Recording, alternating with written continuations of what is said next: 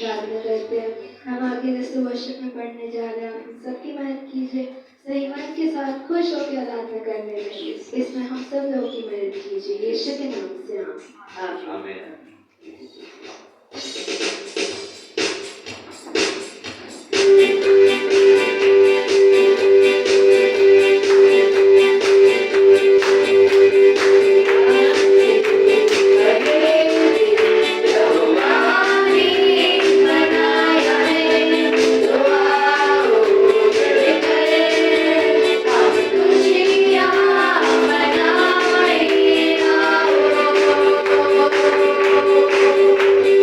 I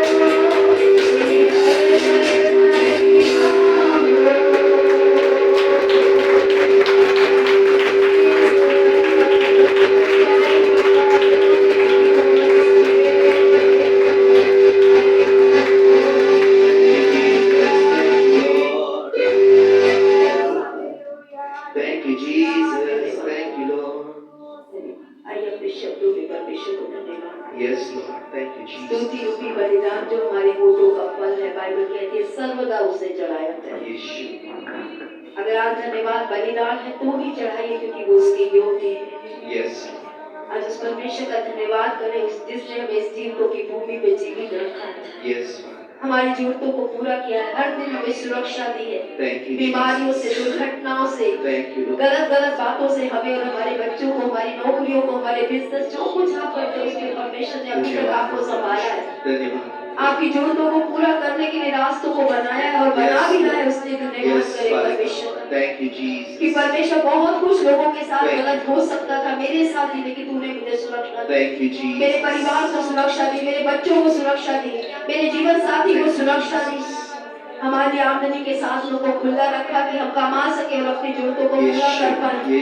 तेरे राज्य के लिए भी दे पाए। प्रभु उसके लिए धन्यवाद करें परमेश्वर। Thank you, Lord. आइए अपने शब्दों में परमेश्वर को धन्यवाद दें इस समय। Thank you, Father God. Thank you, Jesus. Thank you, Jesus. Thank you, Lord.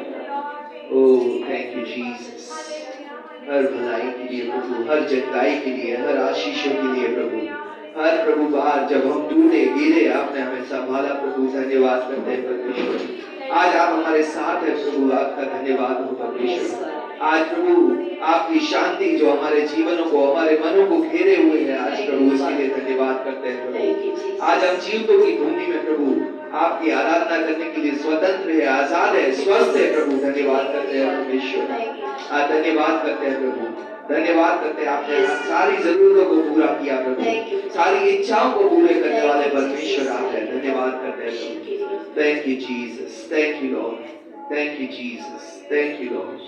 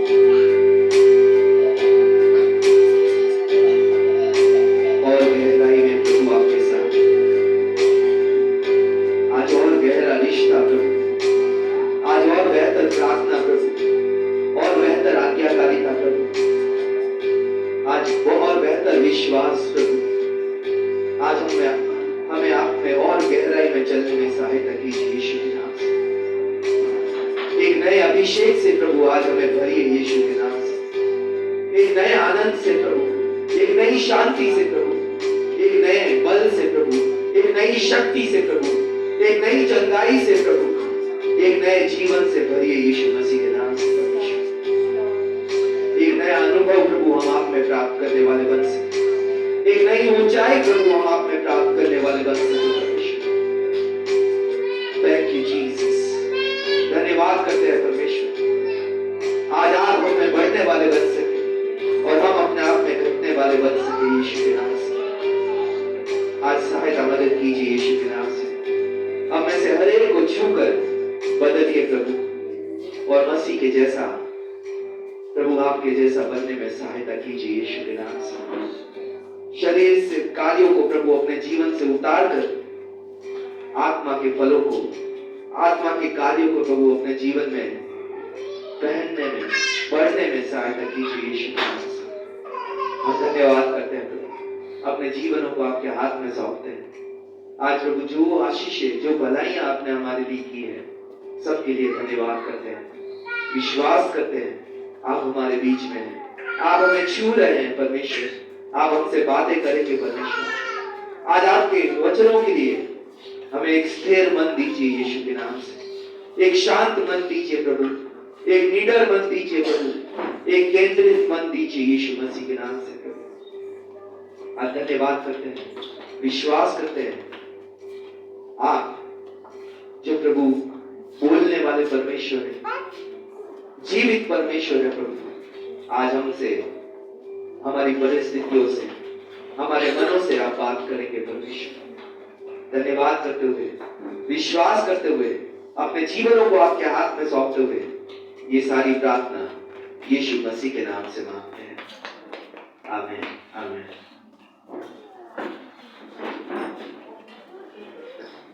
Thank you, Jesus. Thank you, Lord. Praise the Lord. परमेश्वर की स्तुति हो। आइए इस समय हम वचन में जाएंगे। संडे स्कूल के बच्चों को संडे स्कूल के लिए संडे स्कूल टीचर लेके जाएंगे। जैसे हम परमेश्वर का वचन पहले थेसलोनिको 5 अध्याय 18 से पढ़ रहे हैं, हर चीज में, हर बात में धन्यवाद करो, क्योंकि मसीह यीशु में तुम्हारे बारे में परमेश्वर की यही इच्छा है। और ये वचन हम काफी समय से पढ़ रहे हैं और अभी तक जो हम देख चुके हैं कि कैसे मैं धन्यवाद करूं जब मेरी परिस्थितियां खराब चल रही है, जब मैं नुकसान में जा रहा हूं, मैं कैसे परमेश्वर का धन्यवाद करूं। मैं एक दर्दनाक या दुखी करने वाले अनुभव से गुजर रहा हूं, तो कैसे मैं परमेश्वर का धन्यवाद करूं। और आज हम अब तक ये सीख चुके हैं कि हम धन्यवाद आज परमेश्वर की सिर्फ भलाइयों के लिए नहीं, जितना हम परमेश्वर को जानते हैं, परमेश्वर को पहचानते हैं, जितना हम परमेश्वर पर भरोसा करते हैं, उतना ही परमेश्वर के चरित्र के आधार पर हम धन्यवाद करना सीखते हैं। आज सिर्फ प्रार्थनाओं के उत्तर के आधार पर नहीं, आज परमेश्वर ने हमें क्या दिया है इस आधार पर नहीं, आज परमेश्वर ने मुझे क्या आशीषें दी है, क्या चंगाइयां दी है, इस आधार पर नहीं, परमेश्वर कौन है, कैसा है, इस आधार पर हम धन्यवाद करना सीख रहे हैं। और जब तक हम परमेश्वर पर भरोसा नहीं कर सकते, तब तक हम परमेश्वर का धन्यवाद नहीं कर सकते। आज अगर हम जिसको जानते ही नहीं है, उस पर भरोसा नहीं कर सकते, और जिस पर भरोसा नहीं कर सकते, उसके चरित्र के लिए, उसके व्यक्तित्व के लिए हम धन्यवाद नहीं कह सकते। और आज इसीलिए जब हम परमेश्वर पर भरोसा नहीं कर पाते हैं, तो हम परमेश्वर का दिल से धन्यवाद भी नहीं कर पाते हर परिस्थिति में, क्योंकि हम परमेश्वर को जानते ही नहीं।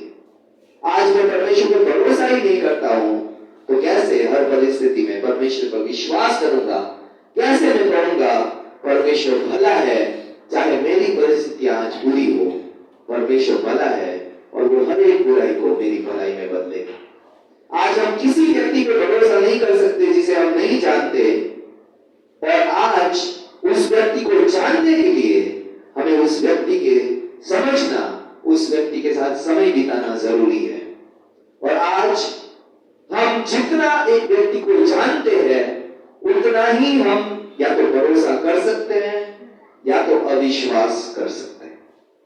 कई बार कई लोगों को हम जितना ज्यादा जानते हैं उन पर लगता है ये भरोसे के लायक नहीं, इस पर हम भरोसा नहीं कर सकते, इस पर मैं विश्वास नहीं कर सकता, इस पर मैं रिलाई नहीं कर सकता, इस पर मैं इसके आधार पर या इसके शब्दों के आधार पर मैं नहीं चल सकता। क्योंकि कई लोग होते हैं हमेशा कहते हैं जब भी मदद के लिए हमारी जरूरत पड़े बुला लीजिए, और जब आप बुलाते हैं तो आपको बहाने देते हैं और आप सोचते हो क्या ये व्यक्ति पर मैं भरोसा करके चल सकता हूं, क्या इस व्यक्ति पर भरोसा करके मैं अपनी योजनाएं बना सकता हूं, क्या इस व्यक्ति पर भरोसा करके मैं फैसले ले सकता हूं। और जवाब हमें मिलता है ये भरोसे के लायक नहीं है, क्योंकि हम उसके चरित्र को पहचान गए। वो बोलने में तो बहुत अच्छा है, वो वायदों में तो बहुत अच्छा है, वो मीठी मीठी बातों करने में बहुत अच्छा है, लेकिन जब मदद चाहिए तो मदद करने में अच्छा नहीं है। जब आपको सहायता चाहिए तो सहायता करने में अच्छा नहीं है। और हम कई बार कई लोगों को जानकर उन पर भरोसा नहीं कर सकते, लेकिन परमेश्वर के केस में जितना हम परमेश्वर को जानते हैं उतना ही भरोसा कर सकते हैं। आज जितना मैं परमेश्वर के करीब जाता हूं, जितना मैं परमेश्वर के पास जाता हूं, उतना ही मेरा विश्वास परमेश्वर पर बढ़ता जाता है, क्योंकि परमेश्वर जो कहता है वो करने वाला परमेश्वर है। और इसलिए मुझे जानना बहुत जरूरी है कि परमेश्वर कहता क्या है। आज जब हमें परमेश्वर का वचन पढ़ने को कहा जाता है, हमें क्यों परमेश्वर का वचन पढ़ना है?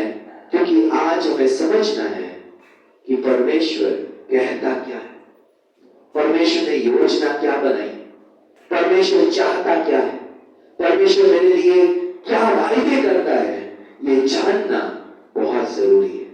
और आज कई बार कई विश्वासी होते हैं सिर्फ परमेश्वर के प्रेम के बारे में हमें बताओ, सिर्फ परमेश्वर के प्रेम के बारे में हमें समझाओ, सिर्फ परमेश्वर मेरी प्रार्थना का उत्तर दे दे, सिर्फ मेरी समस्याएं दूर कर दे, सिर्फ मेरी चंगाई दे दे, सिर्फ मुझे पैसों में आशीष दे दे, और कुछ नहीं चाहिए परमेश्वर से।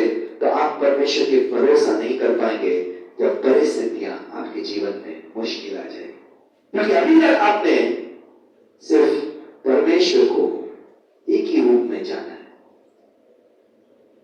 और आज हम विश्वास में तभी बढ़ पाएंगे जब हम परमेश्वर के वचन को पढ़ेंगे, परमेश्वर के व्यक्तित्व को जानेंगे, कैसा मन वाला परमेश्वर है। जब तक मैं उसका मन नहीं समझ पाऊंगा तब तक मैं परमेश्वर को धन्यवाद मन से नहीं कर पाऊंगा, तब तक मैं उसके चरित्र को नहीं समझ पाऊंगा, तब तक मैं कह नहीं पाऊंगा कि परमेश्वर मेरी परिस्थितियां बुरी है लेकिन तू भला है और तू मेरी परिस्थितियों को भलाई में बदलेगा।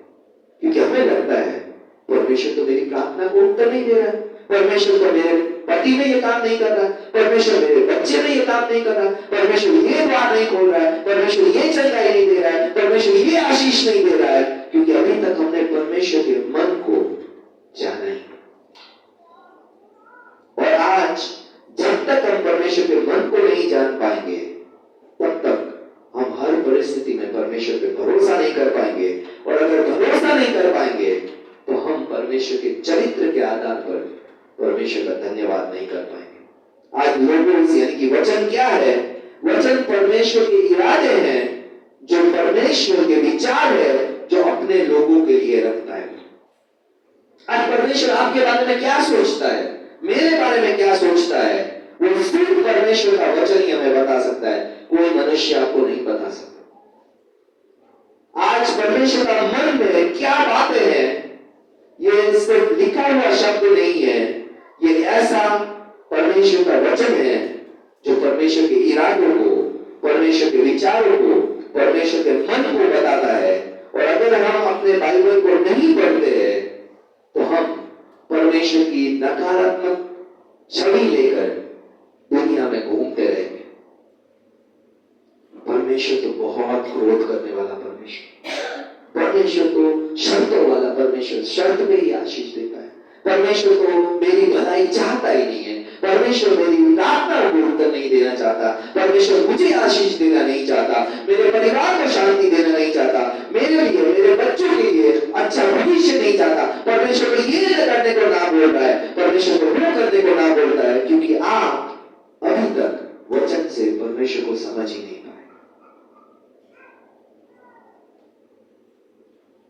आज एक व्यक्ति जब बोलता है, तभी हम जब उनको सुनते हैं और उनके कार्यों को उनके शब्दों से मैच करते हैं, तभी हम उस पर भरोसा कर सकते हैं।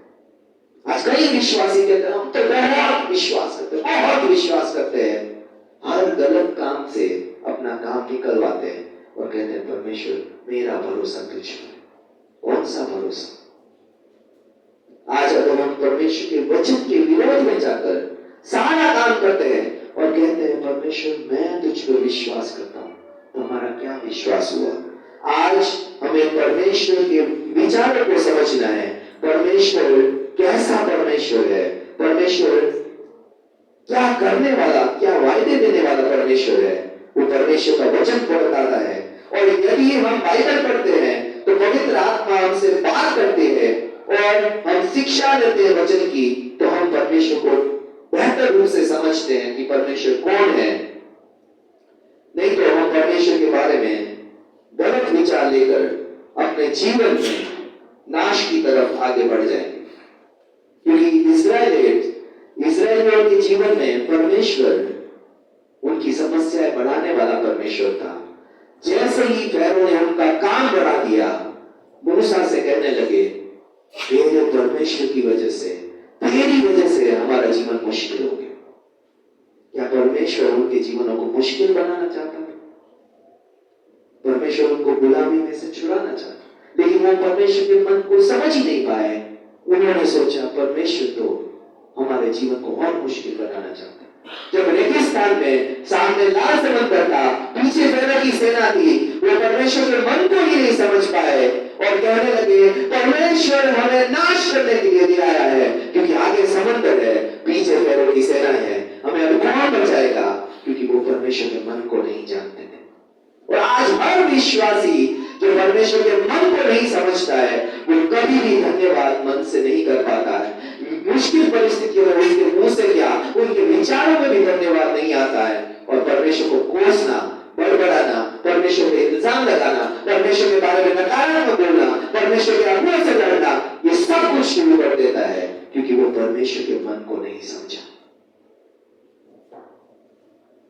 आज कई विश्वासी सिर्फ नया नियम ही पढ़ना है। परमेश्वर प्रेम है, परमेश्वर अनुग्रहकारी, परमेश्वर वायदों को पूरा करता, परमेश्वर चंगाई देता है। पुराने नियम में वही परमेश्वर न्याय का परमेश्वर भी है, सजा देने वाला परमेश्वर भी है, अपने ही लोगों को वो नाश करने वाला, मरी फैलाने वाला परमेश्वर है। आज आप में से हर एक माँ बाप अपने बच्चों से प्यार करते हैं जब तक वो सही होते हैं। बहुत प्यार भरा स्वरूप, एक चेहरा आपका अपने बच्चों के सामने है, लेकिन जैसे ही आपके बच्चे गलत होते हैं, वैसे ही आपका एक गुस्से वाला भी चेहरा है, जो सिर्फ आपके बच्चे जानते हैं, सिर्फ आपके परिवार वाले जानते हैं। आपसे बुरा कोई नहीं हो सकता आपके खुद के बच्चे के लिए अगर आपका बच्चा गलत करता है। दूसरे संसार वाले उसको छोड़ देंगे, लेकिन आप नहीं छोड़ेंगे। क्यों? कि हमें वो प्यार वाला चेहरा। प्यार करो अपने बच्चे को, चोरी करके आए प्यार करो, नशा करके आए प्यार करो। क्यों नहीं कर पाते आप? क्योंकि आप में एक सच्चा प्यार करने वाला मन है, और सच्चा प्यार करने वाला हमेशा हाँ में हाँ नहीं मिलाता है। जो आपके हाँ में हाँ मिलाते हैं वो आपसे सच्चा प्यार नहीं करते, वो चापलूसी कर रहे हैं आपकी। हमेशा मीठी मीठी बातें करने वाले आपसे प्यार नहीं करते, ये मत समझिए। आज संसार में ये धोखा है, सारे मुझसे प्यार करते ही नहीं है क्योंकि मेरे लिए कुछ नहीं करते। आप आप अपने बच्चों के लिए कभी कुछ नहीं कर पाते पूरे दिन में, पूरे दिन बाहर रहते, कुछ भी नहीं कर पाए, क्या आपका प्यार कम हो गया? क्या आप बदल गए? सुबह से लेकर शाम तक आप अपने बच्चे के लिए कुछ भी नहीं करते, अपने परिवार के लिए कुछ भी नहीं करते, क्या अभी भी आप प्यार करते हैं? कितने कहते नहीं करते? एक दिन की वजह से हमारा प्यार खत्म हो गया। आज विश्वासियों की परमेश्वर के प्रति सोच ऐसी, परमेश्वर मुझसे प्यार नहीं करता, प्रार्थना का उत्तर नहीं है, इतने दिनों से बात नहीं, इतना ये किया, परमेश्वर ने आशीष नहीं, जगह ही नहीं, इतना मांग रहा हूं। आज हमें परमेश्वर को समझने की जरूरत है। पुराने नियम में वही परमेश्वर न्याय करने वाला, सजा देने वाला, अपने लोगों को पवित्रता में चलाने वाला परमेश्वर भी वही परमेश्वर है।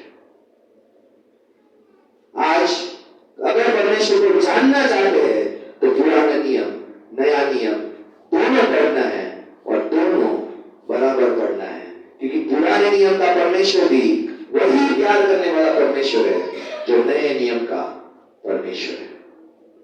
आज अगर आप ओल्ड टेस्टामेंट छोड़कर हमेशा नया नियम, हमेशा नया नियम, हमेशा प्रेम, हमेशा अनुग्रह, तो आप सही नहीं है, आप सही विश्वासी हो ही नहीं सकते।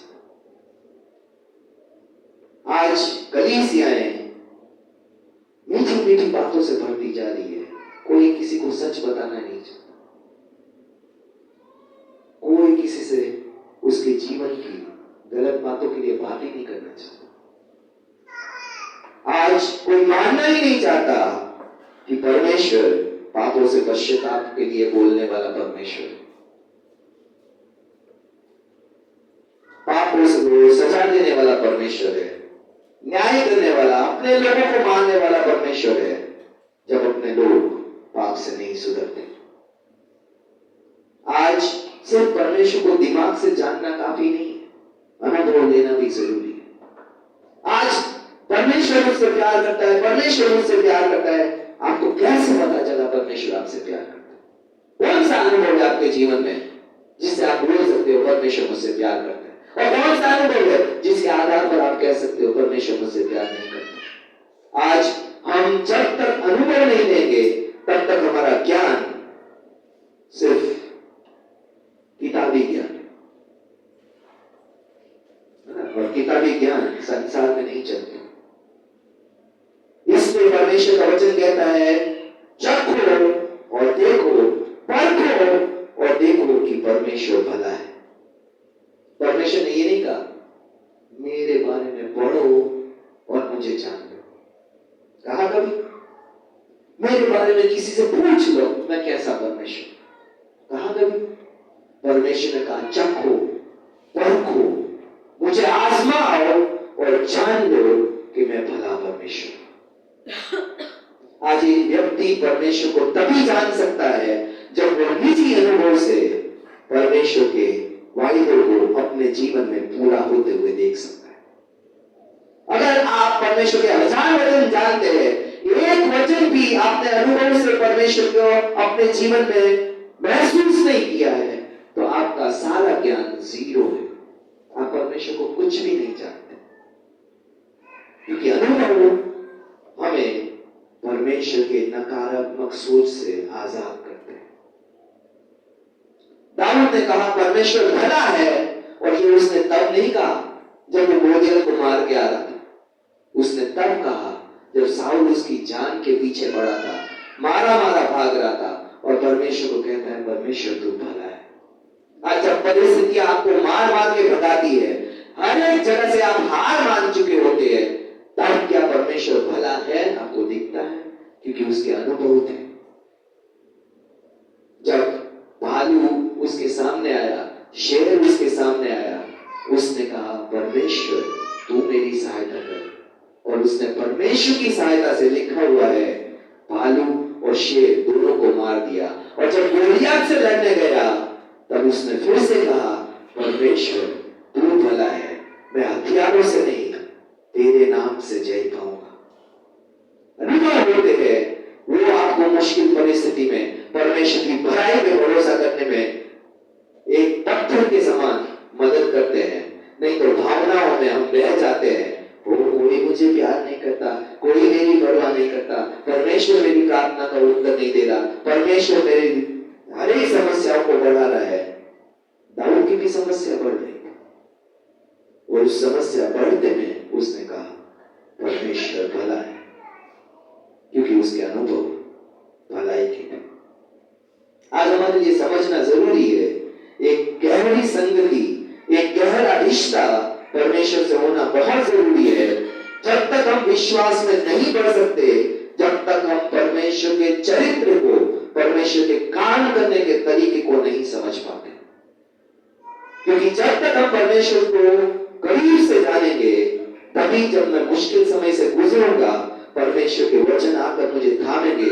परमेश्वर ने ये कहा है, ये परिस्थितियां चाहे कुछ भी कहे, डॉक्टर कुछ भी कहे, हालात कुछ भी कहे, संसार कुछ भी कहे, मैं परमेश्वर पे भरोसा करूंगा और उस परमेश्वर का धन्यवाद करूंगा, और वो परमेश्वर मेरी हर एक बुराई को भलाई में बदलेगा। ये विश्वास हमारे अंदर से आता है। कोई इंजेक्शन नहीं मिलता कि आपको विश्वास का इंजेक्शन दे दे और आप विश्वास से भर जाए।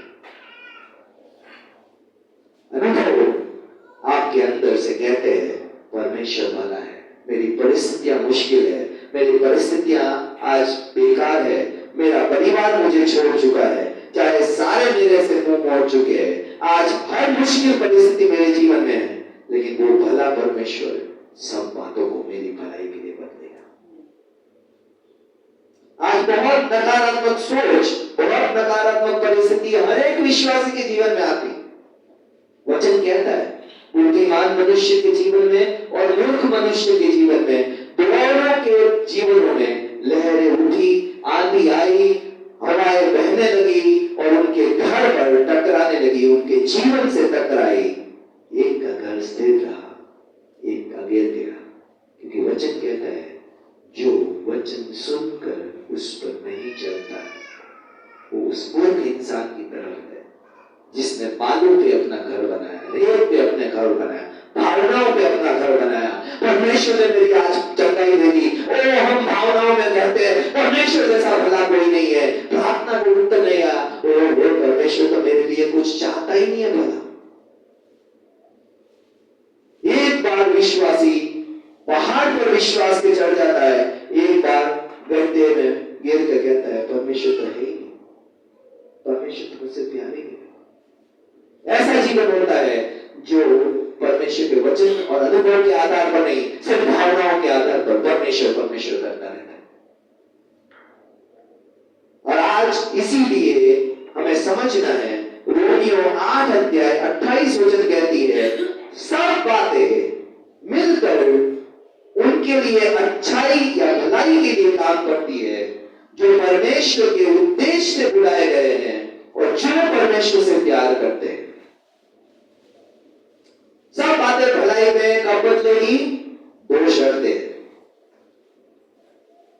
किनके लिए परमेश्वर बदलेगा? सभी विश्वासियों के लिए नहीं बदलेगा।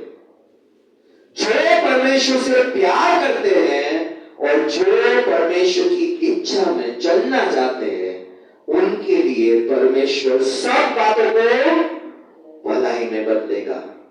सारे विश्वासियों के लिए नहीं बदलेगा। अगर आप परमेश्वर से प्यार करते हैं कि नहीं करते, इसका जवाब आप खुद दे सकते हैं। क्योंकि प्यार आप छुपा सकते हैं, लेकिन प्यार कभी दबा नहीं सकते। आज हम छुप छुप कर प्यार कर सकते हैं, लेकिन प्यार के चिन्ह हमारे अंदर दिखाई देते हैं। आज क्या मेरे अंदर परमेश्वर के प्रति प्यार के चिन्ह दिखाई दे रहे हैं? हम अपने आप से पूछें, क्या मैं परमेश्वर से प्यार करता हूं? और अगर नहीं करता हूं तो भूल जाइए, सब बातें मेरे लिए भलाई में बदलेंगी। परमेश्वर उनके लिए सब बातें भलाई में बदलता है जो उससे प्यार करते हैं, जो उसकी इच्छा में चलना चाहते हैं, अपनी मनमर्जी से नहीं। जो मनमर्जी वाले हैं, परमेश्वर का वचन कहता है वो सब के सब भेड़ के नाई भटक गए। सब ने जो मनमर्जी आया करते रहते हैं। ऐसों के लिए परमेश्वर सब बातों को भलाई में नहीं बदलेगा। परमेश्वर का वचन स्पेसिफिक कह रहा है, सब बातें उनके लिए भलाई में बदली जाएगी जो उससे प्यार करते हैं, जो उसकी इच्छा में चलना चाहते हैं। बहुत अच्छा लगता है, परमेश्वर मेरे लिए भलाई में बदलेगा, भलाई में बदलेगा। अगर मैं परमेश्वर से प्यार नहीं करता, अगर मैं परमेश्वर की इच्छा नहीं, अपनी मनमर्जी में चलना चाहता हूं, तो परमेश्वर ये नहीं करेगा। स्पेसिफिक वचन है, परमेश्वर ने क्लियर कहा है, मैं किनके लिए सब बातें भलाई में बदलूंगा, जो मुझसे प्यार करते हैं और जो मेरी इच्छा में चलते हैं। आज जहां जहां हम अपनी मनमर्जी मार रहे हैं, ये मत सोचिए परमेश्वर मेरे लिए भलाई में बदल देगा। हम विश्वास को या प्यार को बोल बोलकर पैदा नहीं कर सकते। मैं इससे प्यार करता हूं, मैं इससे प्यार करता हूं, मैं इससे प्यार करता हूं, मेरे अंदर प्यार नहीं उठ जाएगा। 10 बार, 100 बार, 1000 बार बोल लीजिए, आपके अंदर से प्यार नहीं उठेगा। प्यार एक चुनाव है। हम एक व्यक्ति को जानते हैं, हमें वो व्यक्ति अच्छा लगता है, हमारा मन करता है इस व्यक्ति के साथ रहूं, इससे बात करूं, इसके साथ मैं अपना जीवन बिताना चाहता हूं। ये चुनाव है जो सिर्फ आप कर सकते हैं। कोई आपके पति, आपके पत्नी, आपके बच्चे, आपके माता पिता, कोई ये चुनाव नहीं कर सकते कि आप परमेश्वर से प्यार करोगे या नहीं करोगे। कोई चुनाव नहीं कर सकते, ना आपके पास्टर, ना आपके अगुवे, कोई भी ये चुनाव नहीं कर सकते, क्योंकि ये चुनाव परमेश्वर ने हर एक मन को दिया है, वो किससे प्यार करना चाहता है। और आप ये नहीं कह सकते मैं परमेश्वर से प्यार करता हूं और परमेश्वर की कोई बात ना मानना चाहे, परमेश्वर की आज्ञाओं पे ना चलना चाहे। परमेश्वर का वचन कहता है, यदि तुम मुझसे प्रेम करते हो तो मेरी आज्ञा को मानो। हम जिससे प्यार करते हैं उसकी सारी बातें मानते हैं, बच्चे की भी। अगर हम अपने बच्चों से प्यार करते हैं, चाहे उनकी जिद गलत हो सही हो, हम क्यों मानते हैं? हमारा प्यार भरा मन मनवाता है। और कई लोगों की सही बातें भी हम नहीं मानते, क्योंकि हमें उनसे प्यार ही नहीं। इतना भी वो सही बोल ले, हमें प्यार नहीं है, हम नहीं मानते। आज प्यार भरा मन उस व्यक्ति की जिससे हम प्यार करते हैं बातें मानने के लिए तैयार करता है। और इसीलिए परमेश्वर ने कहा, यदि तुम मुझसे प्यार करते हो तो मेरी आज्ञा मानो। हम कह रहे हैं हम प्यार करते हैं, हम प्यार करते हैं, परमेश्वर के एक वचन नहीं मानना, तो हम झूठ बोल रहे हैं अपने आप से, परमेश्वर से नहीं। परमेश्वर सब जानता है, शैतान भी सब जानता है। हम अपने आप से झूठ बोल रहे हैं, मैं परमेश्वर से प्यार करता हूं, मैं परमेश्वर से प्यार करता हूं। कौन सा प्यार? जिसकी एक मानना ना चाहो, वैसे कैसा प्यार होता है? और आज दूसरी बात, जो परमेश्वर की इच्छा में चलना चाहते हैं। आज संसार क्या कहता है, मुझे कोई परवाह नहीं है, मुझे एक ही परवाह है, मेरा परमेश्वर मेरे लिए क्या कहता है। आज संसार को मैं इंप्रेस करना नहीं चाहता, संसार को खुश करना नहीं चाहता, संसार मेरे वाहवाही करे ये नहीं चाहता, परमेश्वर मेरी तारीफ करे, क्या मैं ये चाहता हूं।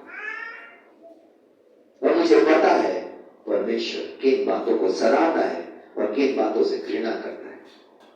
आज मैं लगातार वही बातें करता रहता हूं जो परमेश्वर नफरत करता है, और फिर भी मैं कहूं मैं तो परमेश्वर से प्यार करता हूं। ये झूठ जो हम अपने आप से बोल रहे हैं।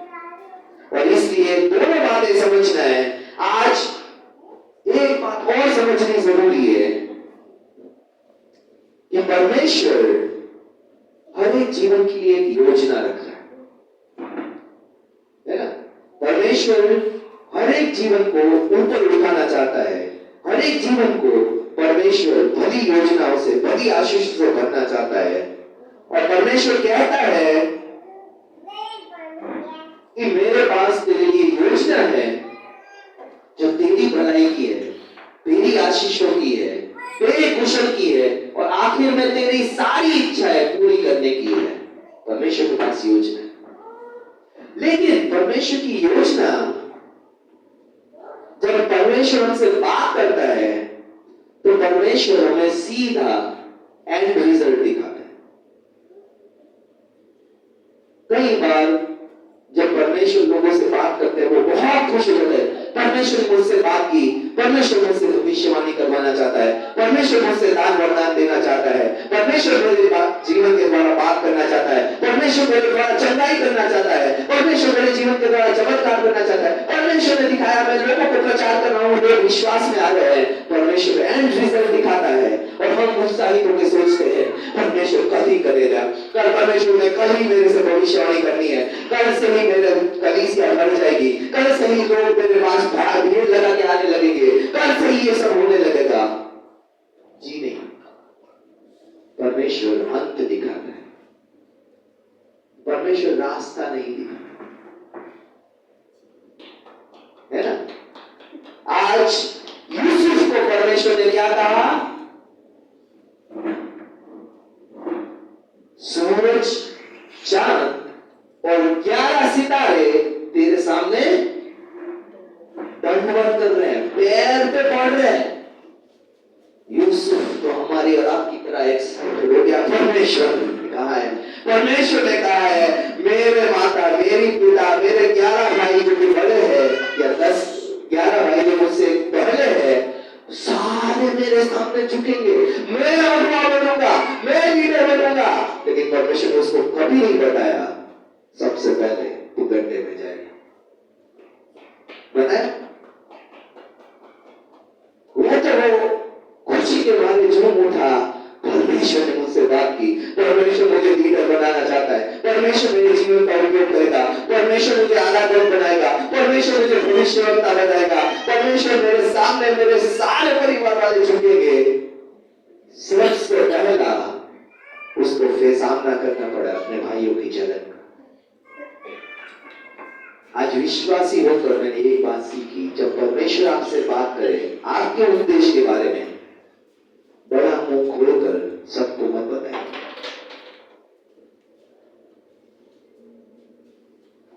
क्योंकि आपके लिए समस्याएं बढ़ेगी।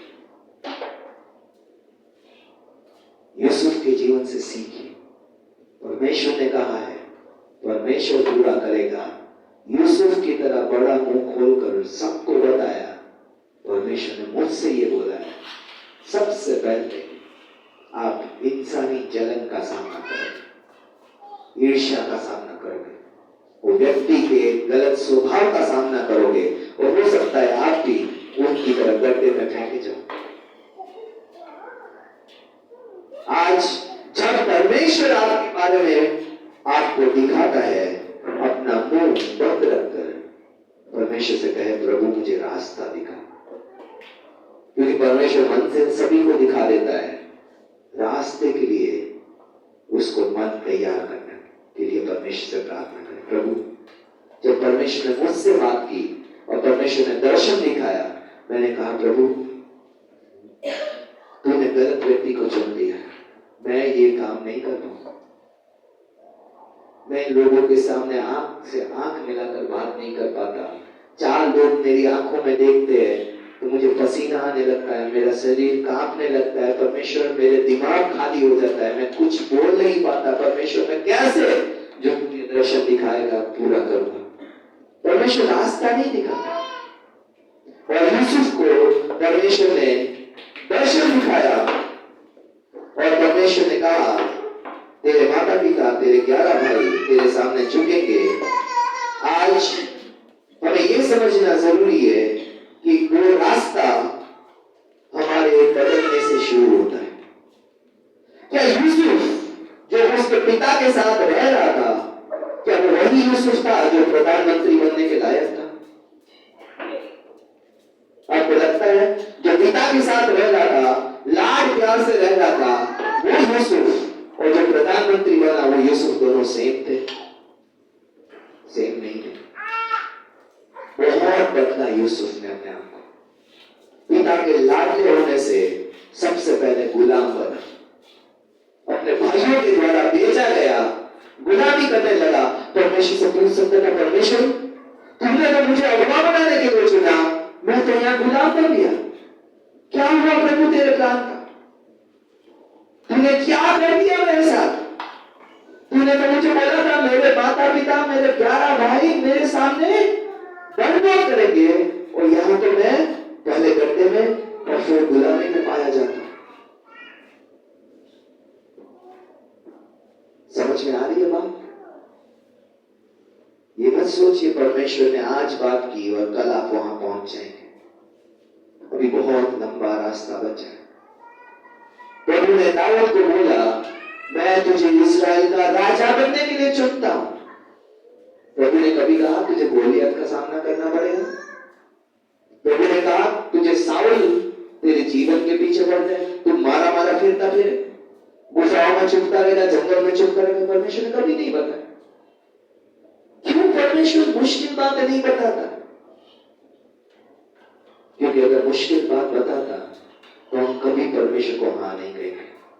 प्रभु मुझे ऐसा नहीं चाहिए रास्ता, इस रास्ते से गुजरना है, वहां पहुंचना है, तो मुझे नहीं पहुंचना प्रभु। और आज परमेश्वर आपको और मुझे पुराने नियम से समझाता है परमेश्वर कैसे काम करता है। परमेश्वर आपके जीवन के उद्देश्य को दिखाता है, आपके आखिरी मंजिल को दिखाता है, और परमेश्वर चाहता है आप बदले। एक विश्वासी बदलना शुरू करें। एक विश्वासी वैसा विश्वासी बने जो प्रधानमंत्री लायक हो, जो परमेश्वर की बुलाहट के लायक हो।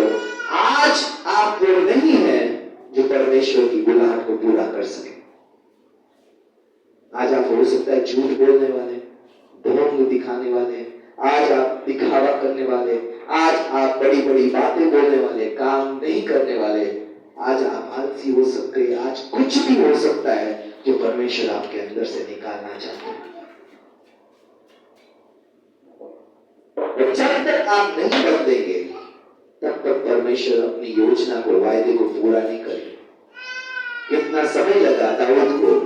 16 साल में परमेश्वर ने कहा था मैं तुझे इस्राएल का अगला राजा बनाऊंगा। 29-30 साल में जाके राजा बना। यूसुफ जो शायद वो भी 16 साल का रहा होगा, कब जाके वो प्रधानमंत्री बना?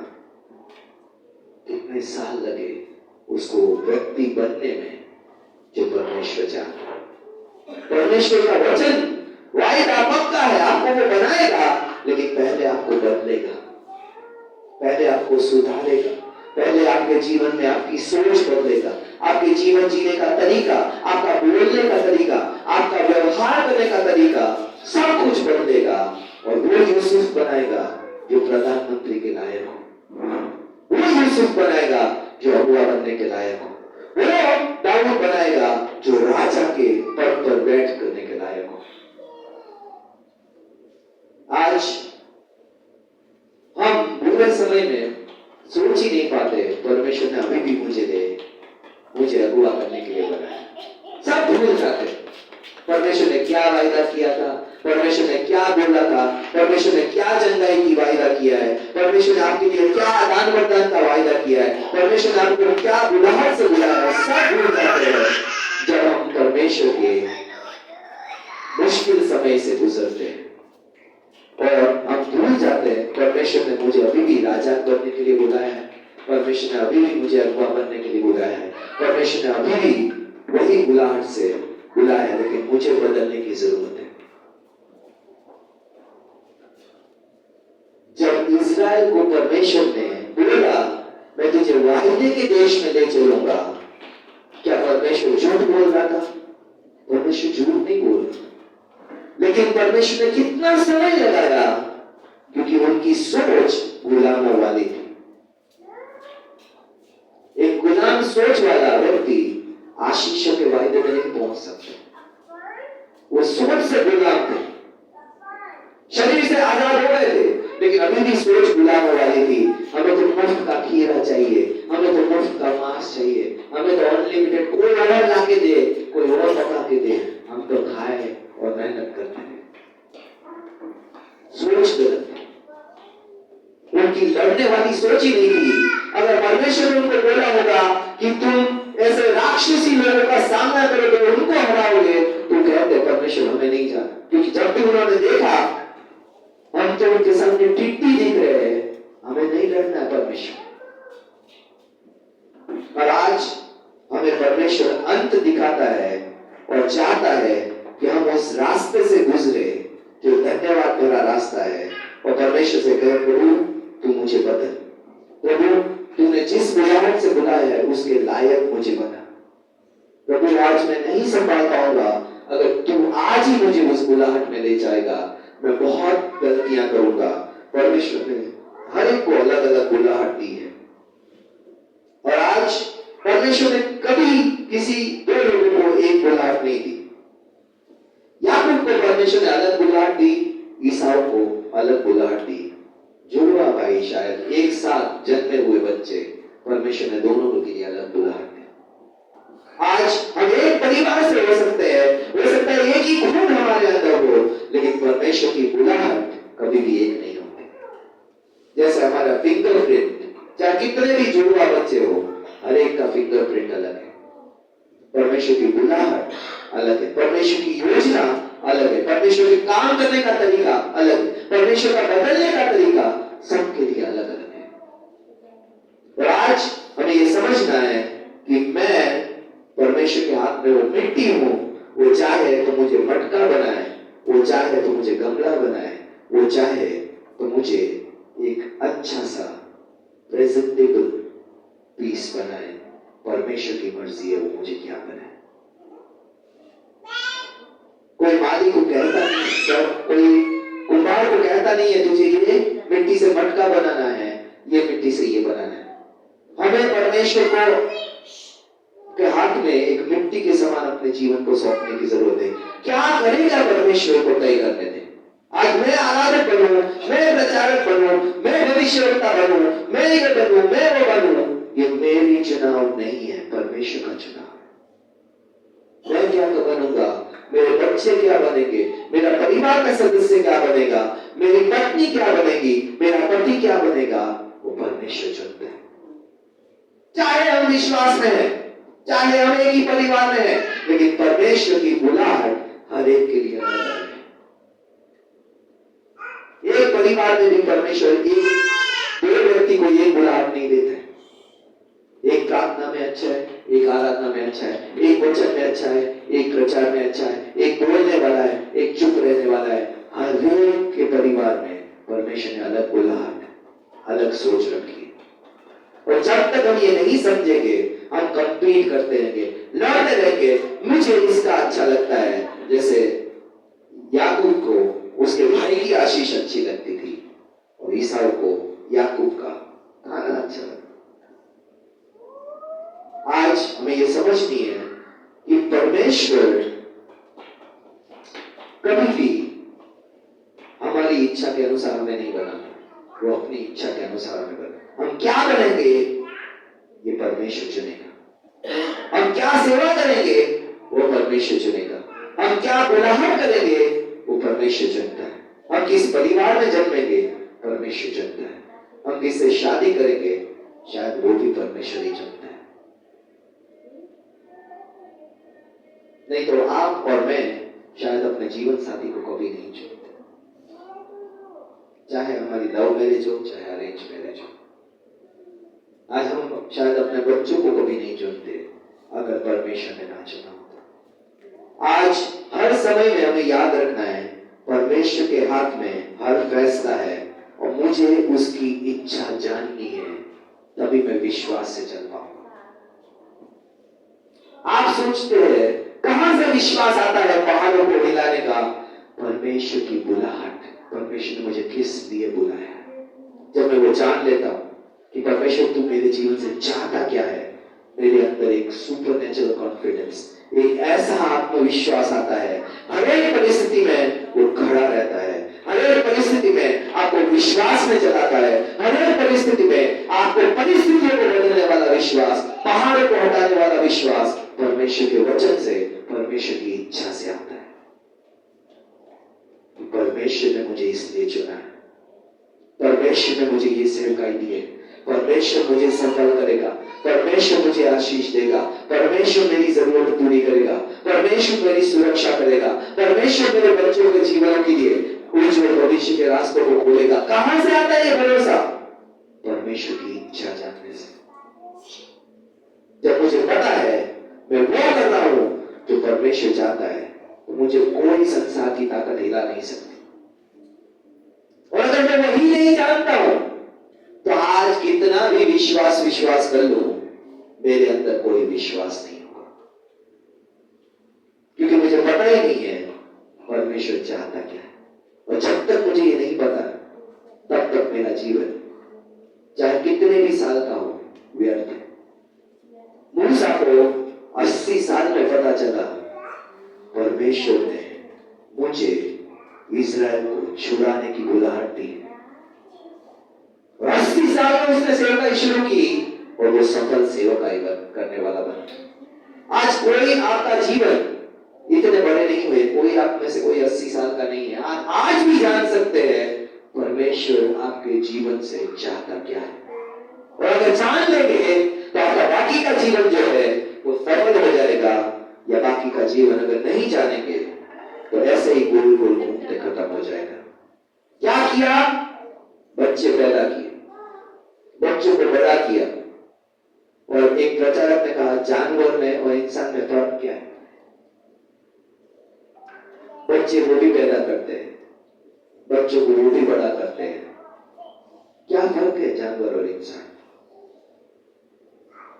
कोई फर्क नहीं है अगर आप अपना उद्देश्य नहीं जानते। क्यों परमेश्वर ने आपको चुना? क्या चाहता है परमेश्वर? आप एक एनिमल की तरह हो सकता है बच्चे पैदा करके उनको बड़ा करके उनको लायक या नालायक बनाकर बड़ा कर दे, हमें नहीं पता। लेकिन अगर मैं उद्देश्य नहीं जानता हूं तो आज परमेश्वर के विश्वास में धन्यवाद करने वाला व्यक्ति मैं नहीं हो सकता। और कई बार हम बहुत जल्दबाजी करते हैं, हम परमेश्वर से भी आज्ञा देते हैं परमेश्वर इस समय में ये काम हो जाना चाहिए, तो ही मैं तुझ पर विश्वास करूंगा, तो ही मैं तेरी बात करूंगा, तो ही प्रार्थना करूंगा, तो ही ये करूंगा। परमेश्वर कौन है? कौन समय तय करता है आपके जीवन का, मेरे जीवन का? वो परमेश्वर तय करता है। कब आप परमेश्वर को जानोगे वो परमेश्वर ने तय किया। कब आप जन्म लोगे परमेश्वर ने तय किया। कब आप मरोगे, मैं मरूंगा, वो भी परमेश्वर तय करता है, हम नहीं चुन सकते। आज हमें जानना है परमेश्वर का उद्देश्य क्या है, परमेश्वर को समझना है और परमेश्वर के समय का इंतजार करना है, क्योंकि जो इंतजार नहीं करता वो आशीष नहीं पाता। इंतजार करना कैसा है? प्रेगनेंसी जैसा। आपको पता चल जाता है कि आप प्रेग्नेंट हो, आप कर क्या सकते हो? सिर्फ इंतजार 9 महीने तक कि वो बच्चा मेरे अंदर बढ़ेगा और एक दिन जन्म लेगा। जब हम परमेश्वर की आवाज सुनते हैं तो हम उसी प्रेगनेंसी में चले जाते हैं और इंतजार करते हैं परमेश्वर तू कब वायदा पूरा करेगा, तू कब उस सच्चाई को, उस जीवन को, उस बुलाहट को मेरे जीवन से पूरा करेगा। मैं कुछ नहीं कर पाऊंगा, सिर्फ परमेश्वर के समय का इंतजार करूं और आज्ञाकारिता में चलना। जैसे परमेश्वर कहता है वैसे चलते रहना है, और परमेश्वर ही वो वायदे को जो आपके अंदर रखा है वो पूरा करना है। और आज हम यही होल्ड कर रहेंगे परमेश्वर आज यूसुफ की तरह, अगर मैं मुश्किल परिस्थिति से जा रहा हूं तो परमेश्वर मुझे विश्वास करने में सहायता करे। आज शायद मैं दाऊद की जगह परमेश्वर की आवाज सुन ली है, परमेश्वर की बुलाहट जानी है, लेकिन अभी तक पूरी नहीं हुई है।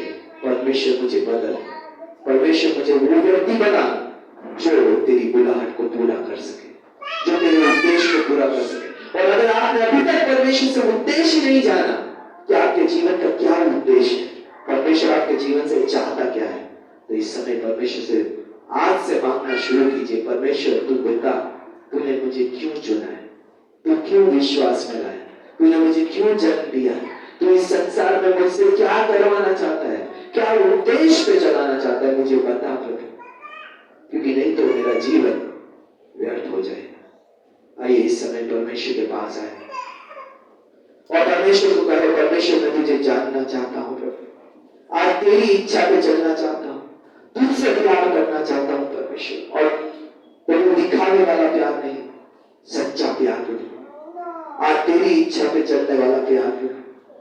जैसे वचन कहता है, यदि तुम मुझसे प्यार करते हो तो मेरी आज्ञा मानो प्रभु। आज वो आज्ञा पालन वाला प्यार का चाहिए प्रभु। आज परमेश्वर से कहे, क्योंकि परमेश्वर का सब बातें मिलकर उसके लिए भलाई के लिए बदलता है, जो उससे प्यार करते हैं, जो उसकी इच्छा में चलना चाहते हैं।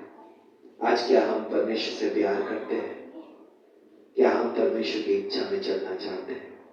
आइए अपने आप को जांचें, और जहां जहां हम परमेश्वर के वचन के अनुसार सही नहीं है, आज शायद मैं परमेश्वर का उद्देश्य नहीं जानता हूं, परमेश्वर ने मुझे क्यों बुलाया, क्यों बचाया, क्यों इस परिवार में पैदा किया, क्यों यहां तक लाया, क्यों इस समय में मैं परमेश्वर को जान पाया।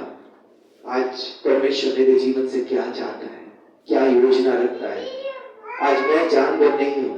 परमेश्वर ने मेरे लिए एक योजना रखी है जो मेरे कुशल की है, मेरे अच्छे भविष्य की है। प्रभु आज अगर मैं वो नहीं जानता तो मुझसे बात कर प्रभु। आज जितने जीवन आज परमेश्वर की योजना नहीं जानते, वो इस समय परमेश्वर की उपस्थिति में खड़े होकर आज ही नहीं, आज से हर रोज पूछे, प्रभु तू मेरे जीवन से क्या चाहता है प्रभु? आज तूने मुझे क्यों जन्म दिया प्रभु? तू क्यों विश्वास में लाया प्रभु? तूने मेरे जीवन में इतने चमत्कार क्यों किए, इतना सामर्थ्य का काम क्यों किया प्रभु? आज मैं तुझे पहचान सकूं, क्यों प्रभु ये सब किया? तू क्या चाहता है मेरे जीवन से? तेरी इच्छा क्या है मेरे जीवन के लिए? आज परमेश्वर से पूछे। और अगर हम परमेश्वर की इच्छा जान चुके हैं और आज हम अधीर होकर परमेश्वर के समय से आगे भाग रहे हैं, शायद यूसुफ की तरह हम बहुत बड़ा मुंह रखने वाले आज विश्वासी है, सबको जाके परमेश्वर की इच्छा के बारे में बताना चाहते हैं, बुलाहट के बारे में बताना चाहते हैं। आज परमेश्वर से कहे, प्रभु आज मुझे चुप रहकर, शांत रहकर विश्वास से चलने वाला मन दे।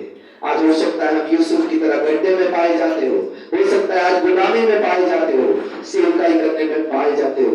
आज परमेश्वर से कहे, प्रभु आज मुझको बदल, ताकि मैं उस बुलाहट तक पहुंचूं जहां तू मुझे चाहता है। अगर आपको परमेश्वर की बुलाहट पता है तो इस समय परमेश्वर की उपस्थिति में खड़े होकर कहे, प्रभु मुझे बदल, मैं वो मिट्टी जैसा अपने आप को तेरे हाथ में सौंपने वाला बन सकूं। जहां जहां मैं गलत हूं आज मुझे सुधार, मुझे बदल, ताकि मैं वो बन सकूं जो तू मेरे जीवन से चाहता है। और अगर अभी तक हम परमेश्वर के पास प्यार करने के लिए हमारा मन नहीं है, आज अभी तक हमने उससे सच्चा प्यार नहीं किया, परमेश्वर से कहे, प्रभु आज से मैं तुझसे प्यार करना चाहता हूँ, तेरी इच्छा पे चलना चाहता हूँ। आज मनमर्जी वाला जीवन नहीं प्रभु, आज अपने आप से प्यार नहीं प्रभु, आज मैं तुझसे अपने जीवन से भी बढ़कर प्यार करना चाहता हूँ प्रभु। आज जहां जहां हम संघर्ष करें, आइए परमेश्वर की उपस्थिति में खड़े होकर आज पास्टर रचना के साथ आराधना और प्रार्थना के समय में जाएंगे। परमेश्वर से कहे, प्रभु मुझसे बात कर प्रभु, मैं तेरी उपस्थिति में खड़ा हूं, आज तू मुझसे बात कर प्रभु, तू मुझसे बता प्रभु, तू मुझे बोल प्रभु। आज तेरे वचन को सुनने वाला, तेरी आवाज पहचानने वाला मन दे प्रभु। आज मैं वो करूं जो तू चाहता है, आज मैं तुझसे प्यार करने वाला, तुझ पे भरोसा करने वाला बन सकूं। आइए पास्टर रचना के साथ आराधना प्रार्थना के समय में जाएंगे। जब तक परमेश्वर आपसे बात कर रहा है, आप भी परमेश्वर से बात करते रहिए। परमेश्वर से आज अपने मन को खोलकर जहां जहां संघर्ष कर रहे हैं, परमेश्वर से बात कीजिए। जिस भी क्षेत्र में परमेश्वर ने आपसे बात की है, खुद परमेश्वर से इस समय और कुछ समय लेंगे जिसमें हर एक व्यक्ति खुद परमेश्वर से प्रार्थना करे, क्योंकि जो आपके मन में है वो मेरे मन में नहीं है। परमेश्वर ने हम सभी को अलग अलग योजना से, अलग अलग परिस्थितियों में से निकाल कर, या निकाल भी रहा है, या शायद इस समय भी हम खड़े हों।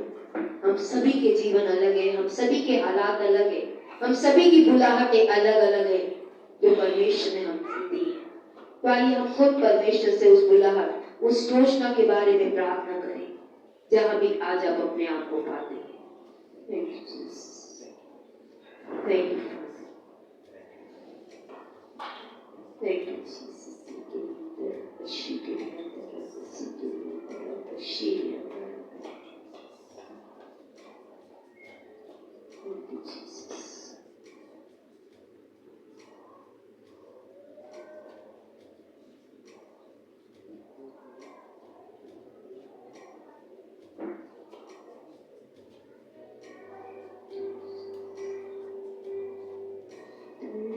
प्रभु तू के प्रभु मैं तेरे लिए खड़ा हूँ। तू प्रभु तू के प्रभु मैं तेरे लिए खड़ा हूँ। परमेश्वर से कहें, परमेश्वर तू बात कर, मैं तेरे लिए खड़ा हूँ। आज मैं यहाँ किसी मनुष्य से मिलने नहीं, तुझसे मिलने के लिए आया। कई बार हम लोगों को देखते हैं कि लोग कम हैं, लोग ज्यादा हैं, लेकिन एक विश्वासी कलीसिया में लोगों से मिलने नहीं आता। एक विश्वासी कलीसिया में परमेश्वर से मिलने आता है। वो परमेश्वर जो कहता है जहां 2 या 3 मेरे नाम से इकट्ठे होते हैं वहां मैं मौजूद हूं। आज अगर हम 2 या 3 भी कलीसिया में हो तो भी वो हमारे बीच में मौजूद परमेश्वर है। आज उसकी तरफ अपना मन लेकर आए। हम खुद कहते हैं संसार में हमें कोई आशा नहीं। यीशु ने कहा संसार में तुम्हें कोई शांति नहीं मिलेगी, लेकिन फिर भी हम संसार को ही ढूंढते। आज परमेश्वर को ढूंढने का चुनाव करें, जो हमारी शांति का स्रोत है, जो हमारी आशीषों का स्रोत है। क्योंकि यदि परमेश्वर आपके पक्ष में है तो कोई आपका विरोधी नहीं हो सकता। आज परमेश्वर से कहें, परमेश्वर अपने उद्देश्य को मुझे समझने में कि क्यों तूने मुझे अंधकार से ज्योति में बुलाया, क्यों तूने मूर्ति पूजा से मुझे आज जीवित परमेश्वर की तरफ आने के लिए बुलाया, क्यों तूने मेरे जीवन में चमत्कार किए, क्यों तूने मेरे पापी मन को हटाकर आज मुझे अपनी इच्छा पे चलने वाला मन दिया है। आज प्रभु मुझे तुझे जानने में मदद कर। आपके अनुभव हैं जो आपको परमेश्वर को जानने में मदद करेंगे, और वही अनुभव आपको परमेश्वर पे भरोसा करने को तैयार करेंगे। वही अनुभव आपको परमेश्वर को धन्यवाद देने में मदद करेंगे। आज उन अनुभवों से घबराए नहीं कि परमेश्वर आज मैं इस कलेश के अनुभव में क्यों, क्योंकि वही कलेश आपको उस शांति के अनुभव में भी लेके जाएंगे जो परमेश्वर आपके लिए बना रहा है। इसलिए कलेशों में भी धन्यवाद करें, क्योंकि परमेश्वर का वचन कहता है कोई उपद्रव, कोई कलेश, कोई भी प्रधानता, कोई भी अधिकार, कोई भी संसार की बात आपको परमेश्वर के प्रेम से अलग नहीं कर सकती। परमेश्वर हर एक बात के बावजूद आपसे प्रेम करने का चुनाव करता है। आज आप क्या सारी बातों में परमेश्वर से प्रेम करने का चुनाव करेंगे? परमेश्वर कलेशों में भी आपसे प्रेम कर रहा है, लेकिन क्या आप इस कलेशों में परमेश्वर से प्रेम करने का चुनाव करेंगे?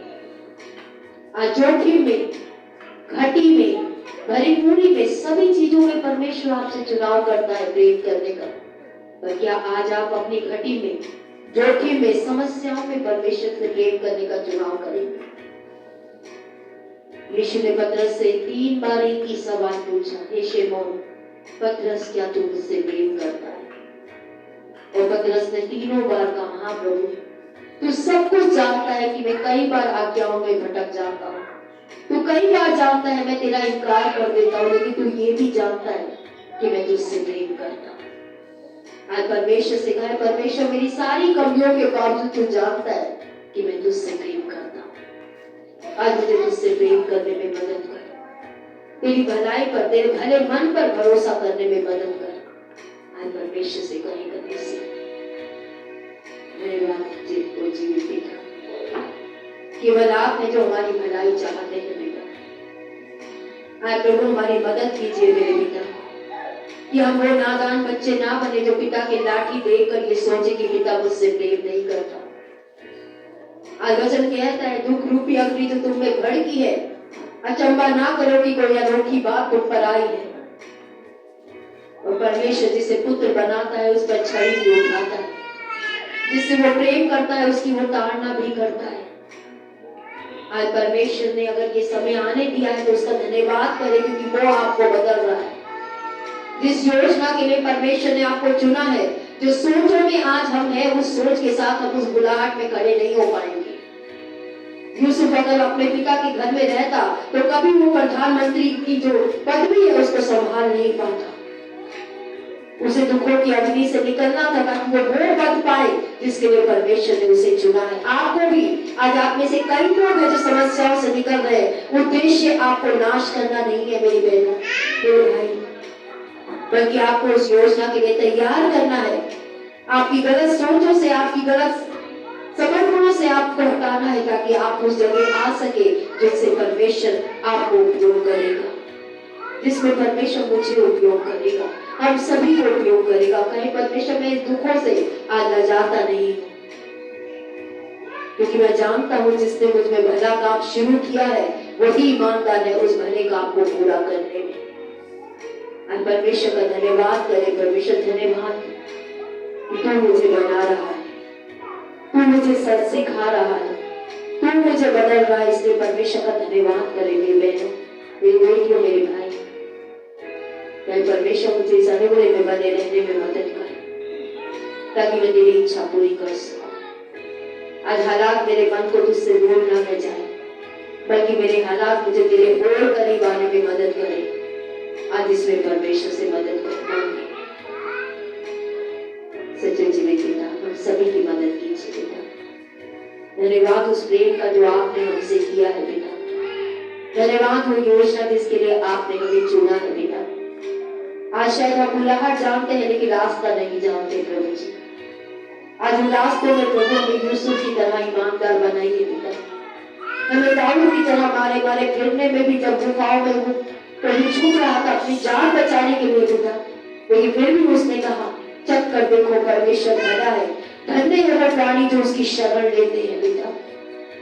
आज हम भी प्रभु आपकी शरण लेकर प्रभु आपको और बेहतर रूप से जान पाए, इसमें हम सभी की मदद कीजिए मेरे पिता। हम सभी अपने जीवनों को आपके अनुग्रह के हाथों में सौंपते हैं, क्योंकि हम जानते हैं पिता दाऊद ने कहा उसकी दया के हाथों में गिरना भला है, क्योंकि वो बचाने वाला परमेश्वर है। आज उसके हाथों में अपने जीवन को सौंपिए, वो आपके लिए भली योजना रखता है। उस पर भरोसा कीजिए, क्योंकि वचन कहता है उस पर भरोसा करने वालों को वो कभी लज्जित नहीं करता। वो आपको शर्मिंदा नहीं करेंगे। जब आप मुश्किलों में भी उस पर भरोसा करेंगे, वो आपके लिए सीधा मार्ग निकालने वाला परमेश्वर है। आप परमेश्वर के हाथों में अपने आप को सौंपे। सच्चे जीवित पिता, हम सभी अपने अपने हाथों, अपने अपने जीवनों को आपके अनुग्रह के हाथों में देते हैं। जैसा वचन में कहा है बेटा, क्या कुम्हार को मिट्टी पर अधिकार नहीं कि वो उसे कैसा बनाए? आपको हमारे जीवनों पे आज पूरा अधिकार है। आपका हमारे बच्चों पे पूरा अधिकार है, हमारे जीवन साथियों पे पूरा अधिकार है बेटा। आप जैसा चाहते हैं वैसा बनाइए, क्योंकि आपकी योजना हम सभी के लिए भली है बेटा। और आज उस भली योजना के लिए हम सभी अपने आप को आपके हाथों में देते हैं, क्योंकि आप वो परमेश्वर है जो मारता है तो जिलाता भी है बेटा परमेश्वर। आज आपकी इच्छा को पूरा करने के लिए जब आपके पुत्र ने भी अपना जीवन दिया, तो आपने तीसरे दिन उसे जिलाया बेटा परमेश्वर। और हर वो व्यक्ति जो आपकी योजना के लिए अपने आप को दे देता है, आप उसे ऊंचा उठाते हैं प्रभु जी। आज हम भी अपनी बड़ी योजना के लिए अपने जीवन को त्याग के साथ, कष्टों के साथ, मुसीबतों के साथ भी देते हैं प्रभु, क्योंकि हमें पता है आप वापस हमें जिलाने वाले परमेश्वर हैं। धन्यवाद के साथ प्रभु आज हम सभी अनुग्रह के साथ तुम्हें आपको सौंपते हुए अपने अपने जीवनों को ये प्रार्थना प्रभु यीशु मसीह के नाम से मांगते हैं। आमीन आमीन। आप सबको जय मसीह की। आप अपने अपनी जगह पे बैठ सकते हैं। विक्ट्री फैमिली सेंटर कलीसिया में आप सभी का स्वागत करते हैं। ऑनलाइन के माध्यम से, यूट्यूब, फेसबुक, जिस भी माध्यम से आप हमारे साथ हैं, हम आपका स्वागत करते हैं। इसी तरीके से हर संडे को आप हमारे साथ जुड़ते रहे। परमेश्वर आपको आशीष दे। God bless you.